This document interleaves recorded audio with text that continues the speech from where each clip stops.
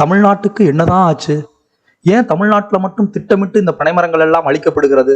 இந்த உலக அரசியலை ஏன் இந்த உள்ளூர் அரசியல்வாதிகள் புரிந்து கொள்ளவே மாட்டேன்றாங்க? ஒண்ணுமே எனக்கு புரியல. பனைமரத்தை பற்றி நான் போடக்கூடிய 105வது வீடியோ இது.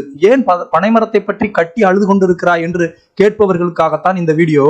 பனைமரத்தை அழித்தால் சுகர் மாத்திரை அதிகமாக விற்கப்படும். ஏனென்றால் பனை வெள்ளத்தை சாப்பிட்டால் சுகர் வராது.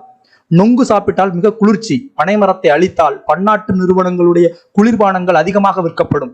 தமிழ்நாட்டில் மட்டும்தான் பனைமரம் அளிக்கப்படுகிறது பாருங்கள். வெளிநாடுகளில் பனைமரத்தை போற்றி பாதுகாக்க வேண்டிய சூழலில் அவர்கள் விழித்துக் கொண்டார்கள். பனைமரத்தின் பங்கு மிக அதிகம்.